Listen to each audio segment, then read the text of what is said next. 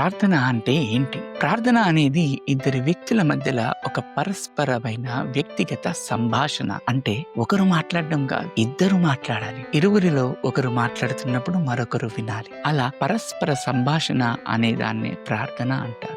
ప్రార్థన దేవునికి మరియు మనిషికి మధ్యలో ఒక ప్రత్యేకమైన అనుబంధము. ప్రార్థన ద్వారా మనము దేవునితో సంబంధాన్ని దృఢపరుచుకుంటాము.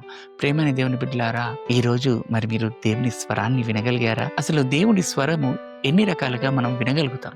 మనము పరిశుద్ధ గ్రంథాన్ని గనక తీక్షణంగా చదివినట్లయితే దేవుడు మనుషులతోటి పలు విధాలుగా మాట్లాడిన సందర్భాలను చూడగలుగుతాం. మొదటిది లోగోస్, అంటే లిఖించబడ్డ వాక్యము. అంటే మనము అనుదినము చదివే పరిశుద్ధ గ్రంథము ద్వారా దేవుడు మాట్లాడతాడు. రెండవది రేమా, అంటే స్పోకెన్ వర్డ్, పలుకబడ్డ వాక్యము. ప్రియమైన దేవుని బిడ్డలారా, మనము అనేకమైన సందర్భాలని ప్రతిరోజు ఎదుర్కొంటూ ఉంటాము. అయితే దేవుడు ఒక ప్రత్యేకమైన సందర్భములో తన యొక్క వాక్యము ద్వారా మీ యొక్క ఆత్మతోటి మాట్లాడతాడు. దాన్ని రేమా అని అంటారు. దేవుడు మనుషులతోటి మరొక మార్గం ద్వారా కూడా మాట్లాడతాడు.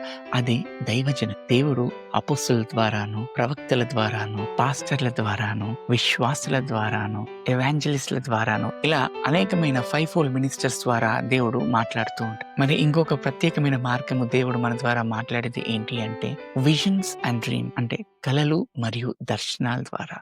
ప్రియమైన దేవుని బిడ్డలారా, మీరు గనక దేవుని వాక్యాన్ని చదివినట్లయితే అనేక మంది దైవజనులతోటి దేవుడు కళల ద్వారాను లేక దర్శనాల ద్వారాను మాట్లాడారు.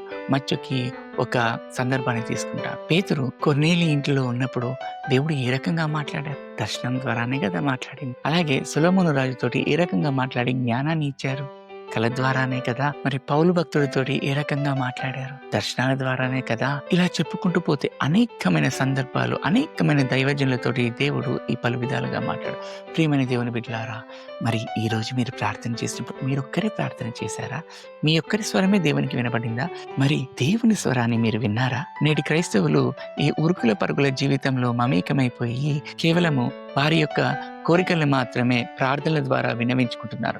ప్రభువు మాట్లాడుతుండగా కూడా ఆయనకి సమయాన్ని ఇవ్వడానికి ఇష్టపడట్లేదు. ప్రియమైన దేవుని బిడ్డలారా, అలా అయితే మనము దేవుని యొక్క సన్నిధిని చేరుకోలేము. అలా అయితే దేవుని నుంచి మనము పరస్పర సంబంధాన్ని దృఢపరచుకోలేము. ఎవరైతే యేసుక్రీస్తు ప్రభువుతోటి సమయాన్ని గడుపుతుంటారో, కృతజ్ఞతాస్తుతులతోటి ఆయన్ని ఆరాధించి తరువాత మీరు దేవునితో పరస్పర సంభాషణని ఎప్పుడైతే కొనసాగిస్తారో అప్పుడు మీరు ప్రభు అయిన యేసుక్రీస్తు యొక్క స్వరాన్ని వినడం మొదలుపెడతారు. దేవుని యొక్క స్వరాన్ని వినడానికి ఎంతమంది ఇష్టపడుతున్నారు? మరి ఈ రోజు నుంచి అలా ప్రార్థించడం మొదలు పెడదామా? దేవుడు మిమ్మల్ని దీవించును గాక.